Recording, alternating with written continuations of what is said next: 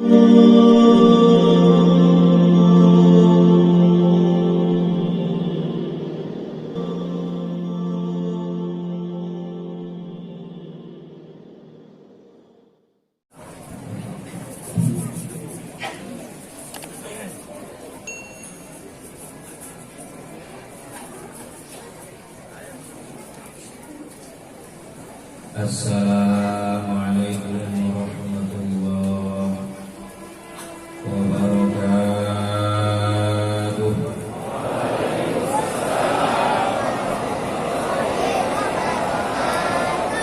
Assalamualaikum warahmatullahi ta'ala wabarakatuh.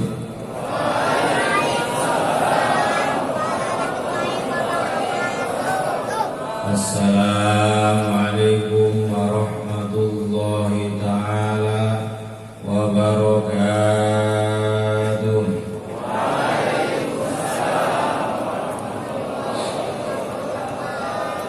Alhamdulillahilladzi arsala sayyidana wa nabiyyana Muhammadan sallallahu rahmatan lil alamin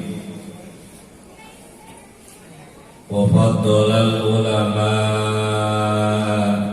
bi qomatil hujjatiddin wa akramal awliya bi dhuhuril karamatil khariqil lati ya min mujizati sayyidil mursalin wa khassa man syaa min atba'i millatihi biruqihi ila darajatil arifin. Allahumma salli wa sallim wa barik ala sayyidina Muhammadin al-fatihi lima ughliq wal khatimi lima sabaq wa nasiril haqqi bil haqqi wal hadi ila siratikal mustaqim. Sallallahu alaihi wa ala alihi wa ashabihi haqqa qadrihi wa miqdarihil azim.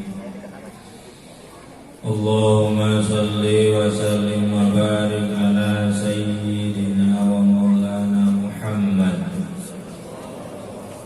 syajarati aslin nuraniyah wa lam'atil qabdatir rahmaniyah wa afdalil khaliqatil insaniyah wa ashrafil suratil jismaniyah wa ma'dinil asrarir rabbaniyah wa khazainil ulumil istofaiyah sahibil qabdatil asliyah wa bahjatis saniyah wa rutbatil aliyah manin darajatin nabiyyuna tahta liwaihi fahum minhu wa ilaihi wa salli wa sallim wa barik alaihi wa ala alihi wa sahbihi adada ma khalaqta wa razaqta wa amatta wa ahyaita ila yaumin tab'asu man afnaita wa sallim taslimin katsira.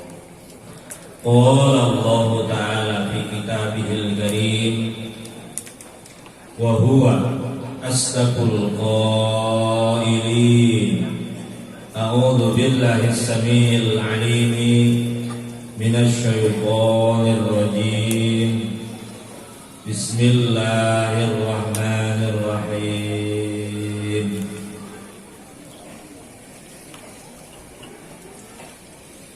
Fas'alu ahla dzikri in kuntum la ta'lamun.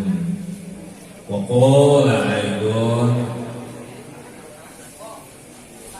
inna nahnu nazalna dzikra wa inna lahu lahafizun. Wa qala an-nabiyyu sallallahu alaihi wa alihi wasallam. Afdhalu dzikri fa'lam annahu la ilaha illallah. Alhamdulillahirabbil alamin. Kita semua ditakdirkan kembali oleh Allah untuk bisa hadir dalam majelis zikirnya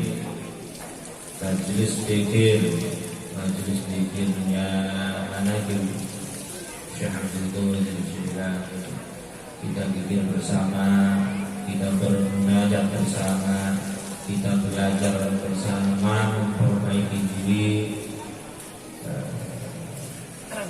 sedikit demi sedikit, ingin mengenal Allah, ingin pulang ke Allah dalam melaksanakan perintah baginda Nabi Sallallahu Alaihi Wasallam yang dalam hadisnya beliau bersabda, mutu qabla an tamutu, pulanglah kepada Allah sebelum kita wafat. Itu perintah baginda Nabi Sallallahu Alaihi Wasallam. Dan untuk orang-orang khusus, tapi untuk semuanya kita pulang. Karena disyaratkan pulang ke Allah itu tidak disyaratkan harus alim. Pulang ke Allah itu tidak disyaratkan harus mapan. Dalam semua bab ilmu, apalagi ilmu agama ya, enggak ada. Apalagi ilmu umum, ilmu baik ilmu agama atau ilmu enggak. Yang dibutuhkan dalam pulang ke Allah, melaksanakan perintah Allah, melaksanakan perintah Nabi, kita pulang ke Allah melakukan perjalanan ruhani yang sekarang ini kesini mungkin kedengarannya sekarang sangat minim sekali orang yang melakukannya, memperbaiki diri, membersihkan hati, itu minim. Kita belajar mempertahankan ilmu yang hampir hilang, hampir punah, yang dipegang oleh aulia, yang dipegang oleh habaib. Kita pegang, walaupun berat, pegang. Dan dengan zikir untuk di dunia ini ya tak cukup dengan zikir, harus belajar syariat, belajar fikih, memperbaiki ibadahnya dengan ilmu fikih sesuai dengan aturan madhab yang ada di daerah kita, madhabnya madhab Syafi'i. Adapun kalau untuk pulang ke Allah ya dengan zikir, punya zikir dijalankan, dan ada pembimbingnya, ada tempat tanya orang yang zuhir, orang yang masih hidup,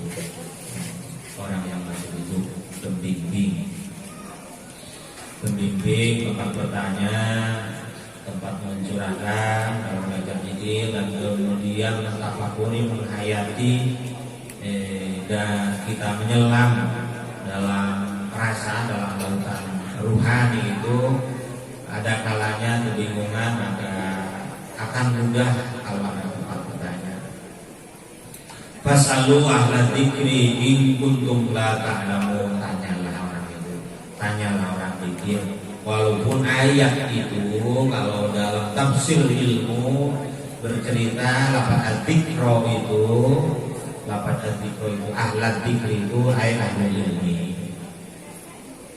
Kalau dalam tafsir ilmu dari tafsir Jalalain, Jalaluddin As-Sayuti dan Jalaluddin Al-Mahali, tafsir Munir, Syekh Muhammad Nawawi bin Umar bin Arabi berkata ayat itu ahla dzikri di sana ayat ahli ilmi.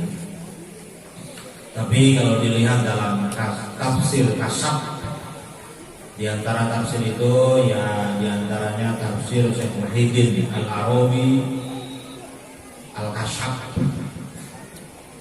atau dalam tafsirnya Sultanul Auliya Sayyidi Syekh Qadir Jilani, tafsir Al-Jailani, ahli dzikri di sana ya ahli dzikir. Ahli dzikir orang yang punya dzikir, orang yang sudah menyatu dengan dzikir, hanyalah orang itu. Tentang dzikir, tentang perjalanan Tuhan. Inna nahnu nazzalna dzikra wa inna lahu lahafizun. Bahwa aku yang turunkan dzikir itu dan aku pula yang akan jaganya.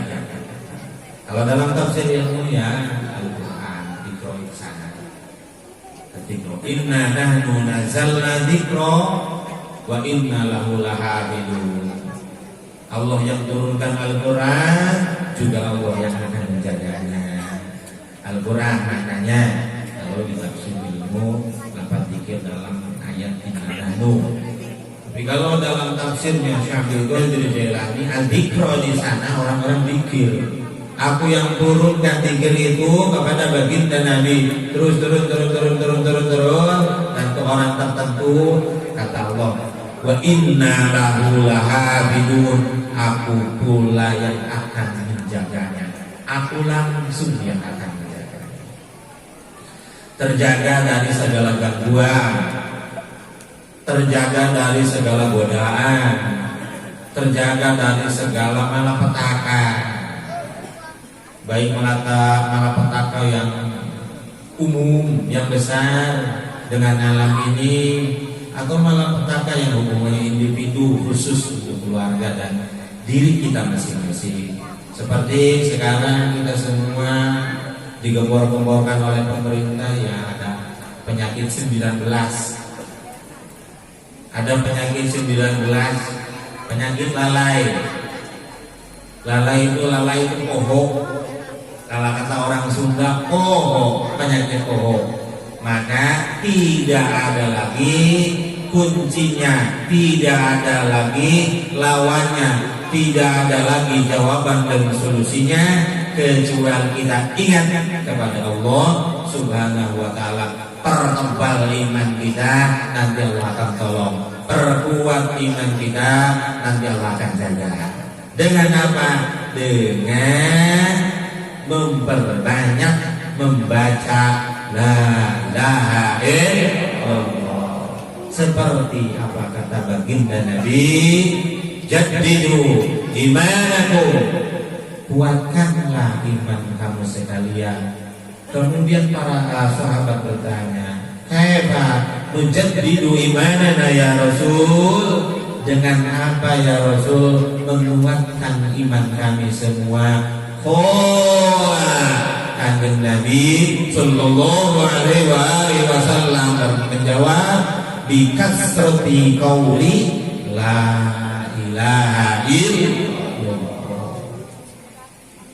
Tas sholat baca la ilaha illallah, tas tahajud baca la ilaha illallah, isu-isu tas tua baca la ilaha. Loba hutang baca la ilaha illallah, kantong bongewe baca la ilaha illallah, awawe tenaik baca la ilaha illallah.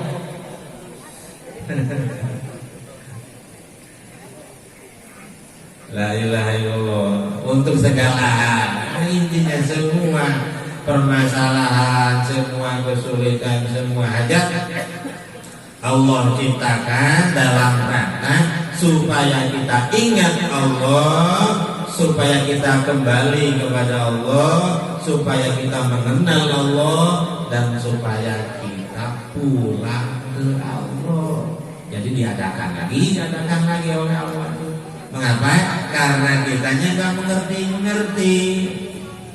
Pegantung perintah baginda Nabi, mutu qabla an tamutu, pulanglah ke Allah qabla an tamutu, sebelum kita wafat, sebelum kita meninggal dunia.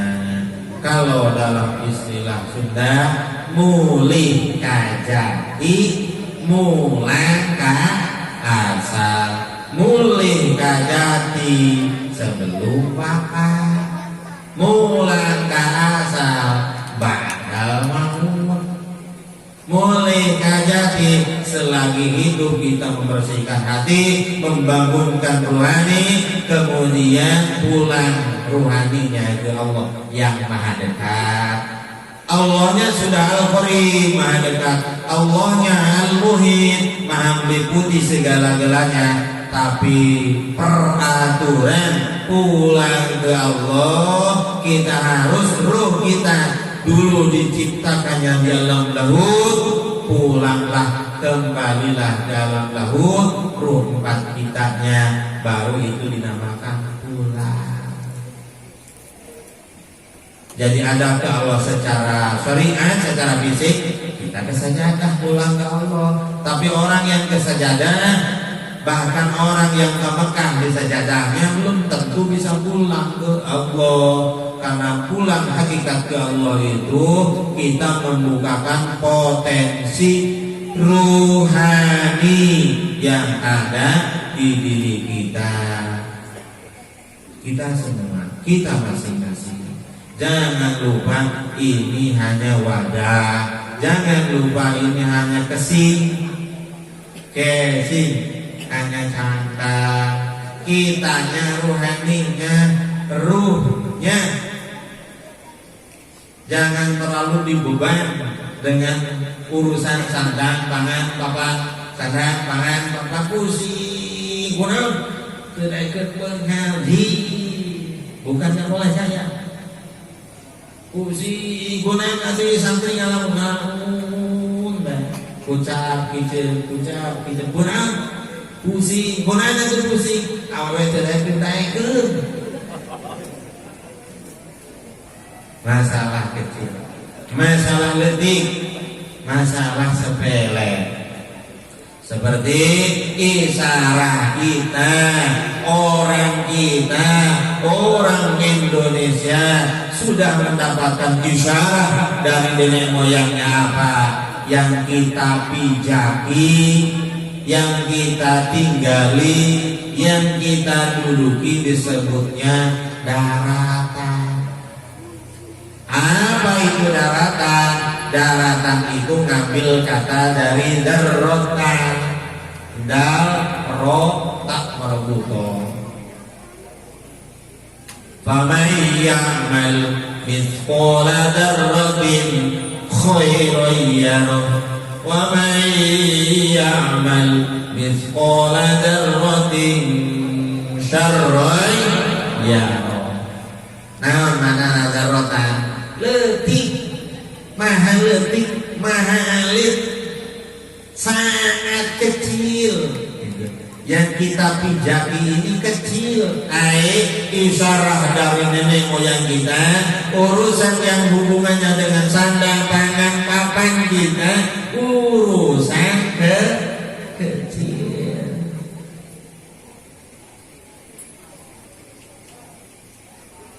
Dagang macet urusan besar, urusan kecil. Urusan besar, urusan kecil. Banyak hutang, urusan besar, urusan kecil. Istri kita marah-marahan terus di rumah, urusan besar, urusan kecil. Urusan kecil.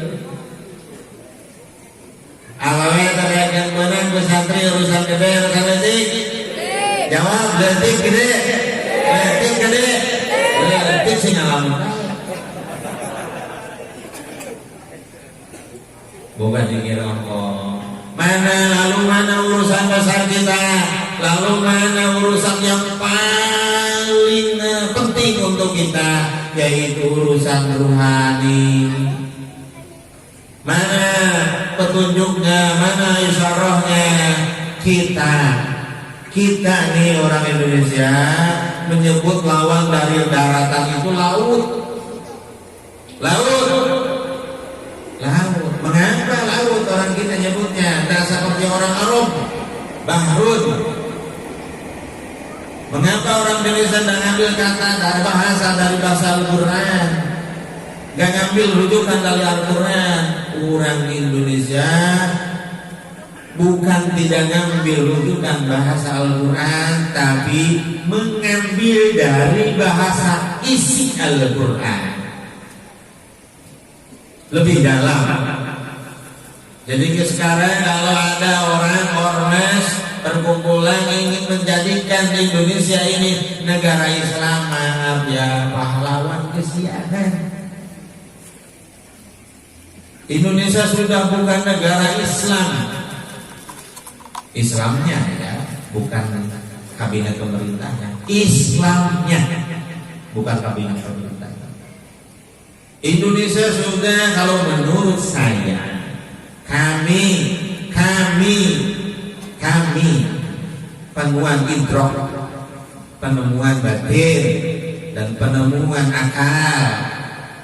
Setelah ditasawur, tasdik, ditetapkan Indonesia lah negeri sufi, negaranya orang-orang tasawuf, negaranya yang dimiliki oleh aulia, wali-wali, dimiliki oleh para habaib. Jadi gak sembarangan. Laut buktinya, laut itu ngambil dari kata laut. Apa itu laut? Laut itu alam di mana ruh kita diciptakan min nuri Muhammadin sallallahu alaihi wasallam, di alam itu. Dan kita harus kembali ke alam sana. Alam dunia ini dinamakan alam al-mulki, alam dunia,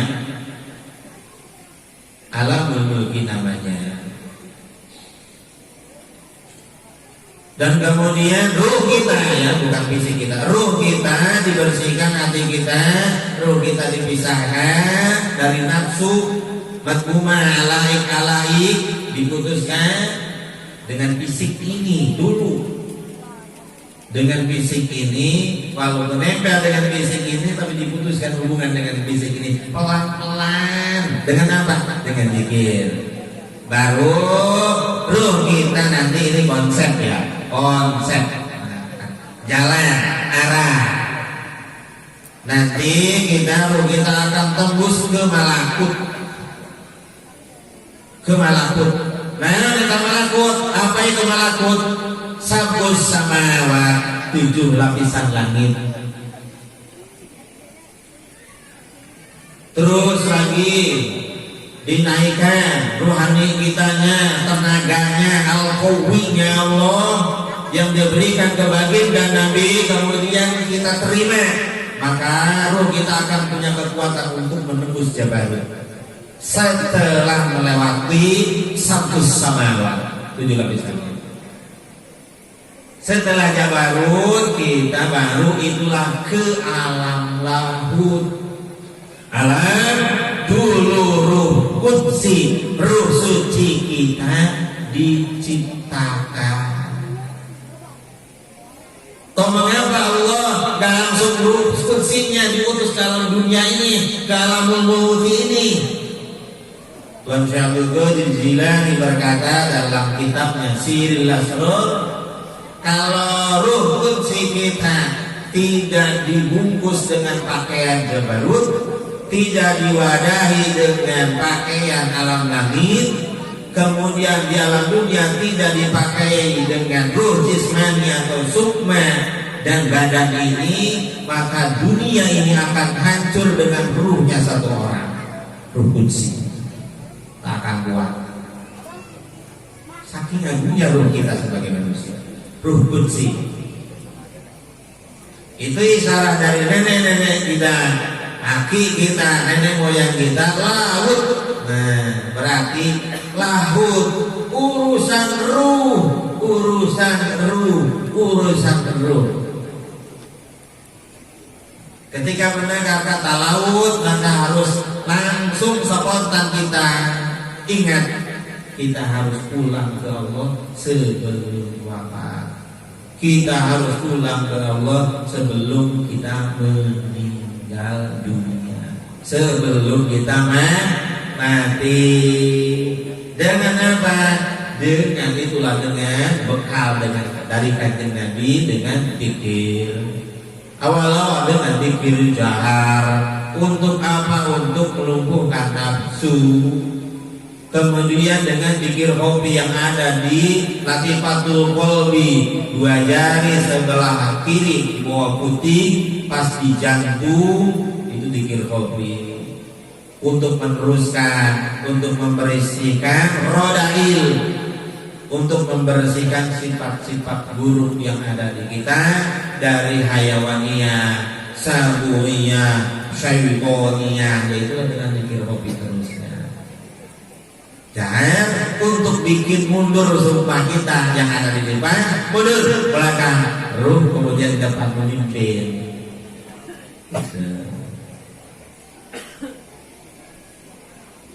Ada istilah sedulur papat kapima pancer itu,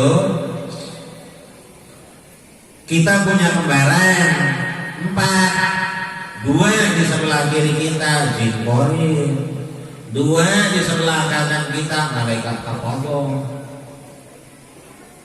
dan kitanya itu nafsu tuh, sukma dan ruhani. Sukma punya nafsu, ruh ada nafsunya itu juga. Tapi kalau sukma nafsunya nanti arahnya ke alamul mulki ini, tarikannya ke alam dunia ini. Kalau ruh maka tarikannya, nafsunya tarikan pulang ke Allah Subhanahu wa Ta'ala, di mana Allahnya Al-Muhit, meliputi segala-galanya. Allahnya maha dekat, tapi aturannya kita harus melalui 4 lapisan alam, yaitu kita harus kembali ke alam lahud, ke alam yang maha samar, yang tidak ada satu makhluk Allah pun, tidak ada satu pun yang bisa menembus ke lahud illa ruhal qudsi, kecuali ruh qudsinya manusia. Ya, mungkin itu terlalu tinggi, tapi perlu tahu arahnya ke sana, arahnya ke sana, arahnya ke sana, arahnya ke sana. Nanti ada pembimbing rohani itu ada. Tapi kalau mencari pembimbing rohani dengan mata, kalau mencari pembimbing rohani dengan telinga dan akal, tak akan ketemu, tak akan ketemu. Pembimbing rohani kita minta sama Allah terus, dan kemudian akan menemukan jawabannya. Baik orangnya sebagai seorang ulama atau orangnya sebagai orang biasa, seperti dulu Imam Ghazali. Pembimbing rohaninya adalah Yusuf Nasaji, kakek-kakek yang dikenal oleh Imam Ghazali sejak kecil.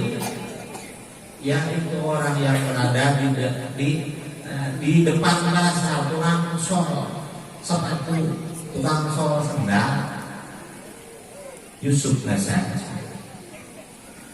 Kemudian jadi gurunya Imam Ghazali. Berhasil Imam Ghazali karena menemukan, dibimbing ruhnya dengan ruhnya, diantarkan ruhnya dengan ruhnya, dijemput, dibawa. Nah, itu. Kalau orang tua kitanya seorang aulia, seorang wali, seorang mursyid, maka oleh orang tua kita. Kalau bukan, kalau belum, maka akan dipertemukan dengan guru ruhi, yaitu mursyid.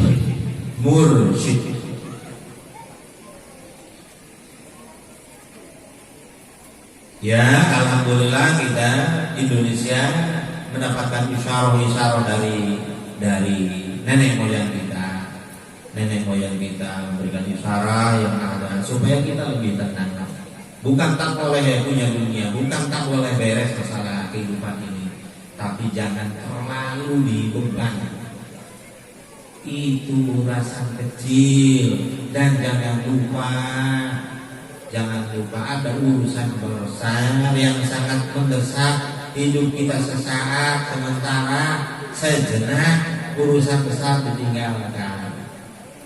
Itu urusan pulang. Perintah Nabi mutu qabla an tamutu.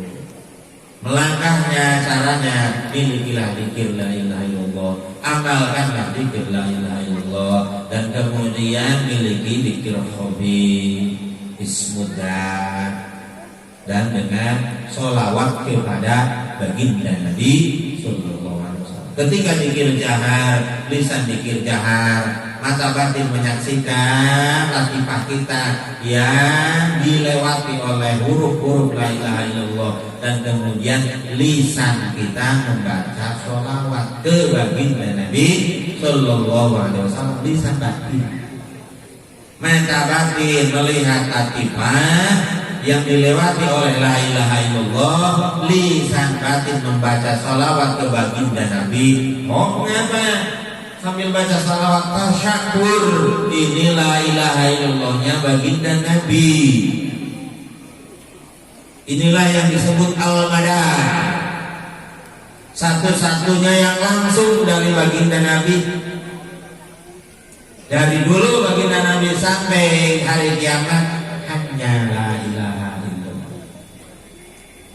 Jadi seseorang kalau memberikan la ilaha illallah itu lagi dipakai oleh Nabi, tersambung dengan Nabi, baginda Nabi sallallahu alaihi wasallam, nyambung. La ilaha illallah, la ilaha illallah sampai kepada kita, dan kita ingat ini yang kita baca, ini yang kita pakai, ini la ilaha illallahnya kan al-madah. Makanya kalau dibandingkan dengan wiridan tak akan membanding. Oh baca ini rasanya begini, baca ini rasanya begini, baca la ilaha illallah gak ada rasa apa-apa. Ya. Kalau wiridan mungkin cahaya 5 watt, tambah sepandang lagi. Wah ini kayak gak ada terasa sama sekali. Karena sudah bukan cahaya kecil lagi, seperti kita dalam siang, kita tak akan cari lampu, padahal ada penerangnya, yaitu matahari. Atau kalau istilah air, wiridan, baca ini, baca itu, dapat air sesendok atau segelas di puasa 40 hari. Ada asarnya, berkahnya dari bacaan ayat-ayat Al-Quran ada.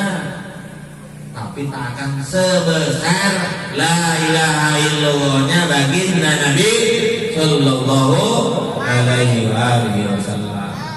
Kita akan diajak menyelam lautan ruhani dengan la ilaha illallahnya baginda Nabi, dan kemudian kita disambungkan dengan ruhul auliya, ruhnya wali-wali akan tahu.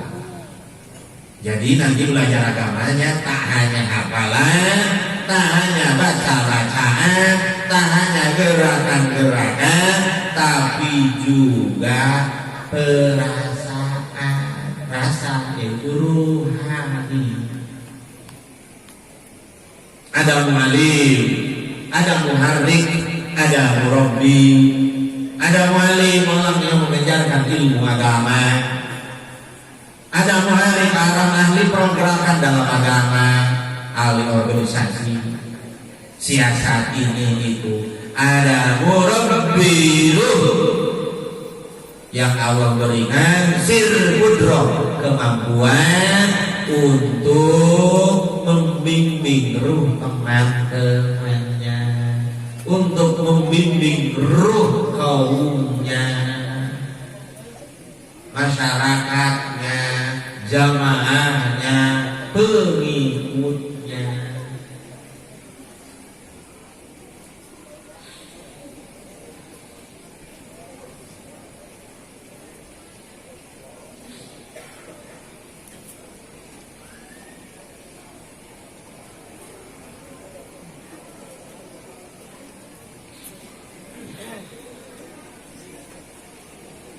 Jadi dengan zikir la ilaha illallah. Untuk kuat iman dengan apa? Banyak la ilaha illallah. Untuk kuat iman kita, nanti Allah jaga kita nanti Allah bahagiakan kita, lebih bahagiakan kita dunia akhirat. Dan yang paling besar urusan yaitu urusan rohani. Tinggal semuanya kita seperti apa, siang malam yang diurusi apa. Apakah keinginan-keinginan, apakah dunia yang dikejar-kejar, apakah perempuan, apakah kemewahan-kemewahan, apakah sudah muncul dalam hatinya ingin pulang ke Allah. Tinggal tanya diri masing-masing. Kalau sudah ingin pulang kepada Allah, seperti itu tadi konsepnya, seperti itu tadi ilmunya. Kemudian carilah gurunya, murabinya, mintalah bimbingannya dengan ucapan, dan kemudian ikatkan hati ke hatinya, kaitkan ruh kita dengan ruhnya. Seperti lok kereta, gerbong kereta kalau nggak ngait terkait, ya tak akan terbawa. Kepala kereta pulang pergi, serpong rangkas pulang pergi. Kalau gerbongnya itu terbawa pulang pergi. Kalau melepaskan diri ya tak akan pulang. Pegang, kaitkan itu. Percaya, tinggal percaya. Nggak disuruh apa-apa, nggak disuruh bayaran, nggak suruh menyumbangkan apa. Yang diminta percaya. Apa sulitnya? Dan kemudian baca zikirnya. Kalau sudah ingin pulang, kalau sudah kita, hati kita, pikiran kita, perasaan kita sudah berpihak ke Allah. Mailul qalbi, qalbuna, hatena sudah berpihak ke Allah, maka akan menjalankan perintah itu. Kalau masih memihak ke diri sendiri, orang senang-senang aja dunia. Berarti kita nggak ambil isyarah nenek moyang kita. Isyarah mana? Bahasa darotan, bahasa laut, itu nggak kita ambil. Pada itu isyarah urusan yang hubungan dengan fisik ini, sandang tangan papan, itu urusan kecil, bukan tidak boleh dilaksanakan, bukan tidak boleh dilakukan, tapi jangan lupa ada yang lebih besar, ada yang harus lebih didahulukan, yaitu laut, urusan ruh kita. Jangan-jangan ruhnya sakit, jangan-jangan ruhnya stroke, badan stroke, diobat kemana-mana, rapi kemana-mana, ruh gak bisa pulang ke Allah, diem semua-muanya. Orang biasanya diem, orang kayanya diem, bahkan ulamanya diem, cari cingbae.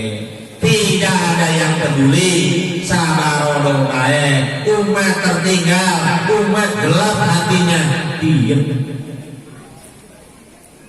Menandakan hatinya belum berpihak ke Allah, masih memihak ke dirinya masing-masing.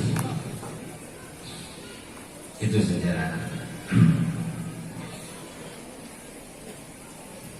Kita mulai zikir bersama-sama 2000, 3000, dan kemudian sholawat, dan kemudian saja membaca tabarukan, membaca kitab Jawahirul Ma'ani karangan Syekh Ahmad Johari Pesulap. Yang saya baca, kadang-kadang manaqib yang lain saya baca, manaqib lain, karena saya punya beberapa manaqib, ya diantaranya cuma Ma'ani, Nurul Burhan.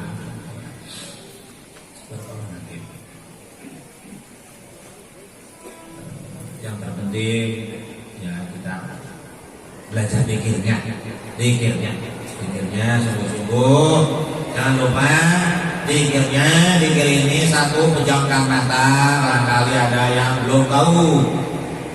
Pilih ayat bacaan kuningan, berem zikir imam berem, panona berem, maksana supados mata batin ningalikeun latifah anu bakal dilangkungan la ilaha illallah.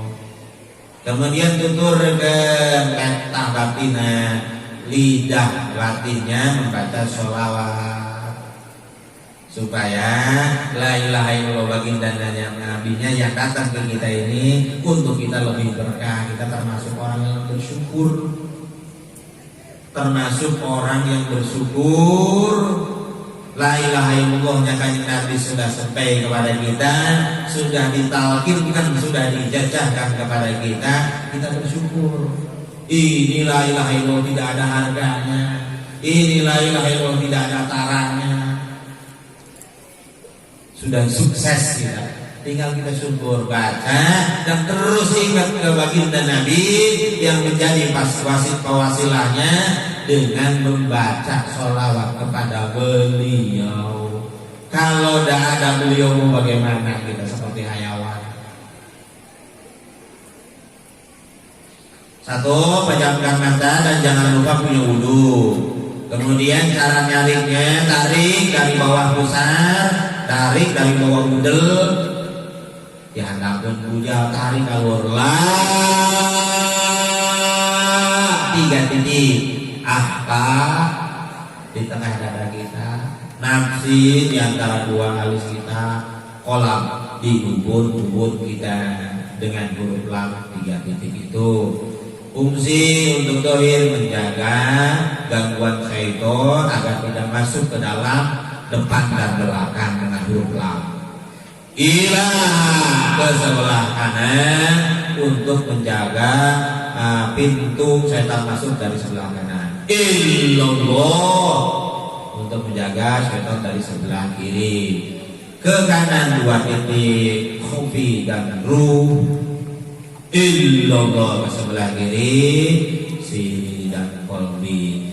Lihat dengan mata batin, perhatikan lah ke atas dengan mata batin, mata dohirna perem mata batinnya ningalikeun latifah nu dilewatan ku la ilaha illallah. Kemudian lisan batina maca sholawat ka baginda Nabi sallallahu alaihi wasallam, syukuran la ilaha illallah. Nah, baginda Nabi telah sampai kepada kita. Inilah yang disebut al-madad.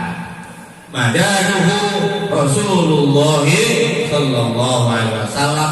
Sumber la ilaha illallah hanyalah baginda Nabi sallallahu alaihi wasallam.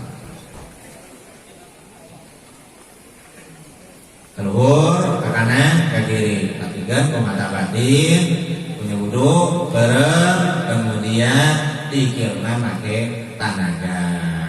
Kalau aturan dari Syekh Abdul Qadir Jailani ayakuna dikru bidarbin syadidin, dengan pukulan arah yang tepat dan dengan pukulan wasautin qawiyyin dan memakai tenaga. Karena dengan zikir ini kita tak hanya cari pahala, tak hanya cari berkah, tapi yang paling inti ingin belajar memperbaiki diri, membersihkan hati, membangunkan rohani, memukul sukman suruh mundur ke belakang,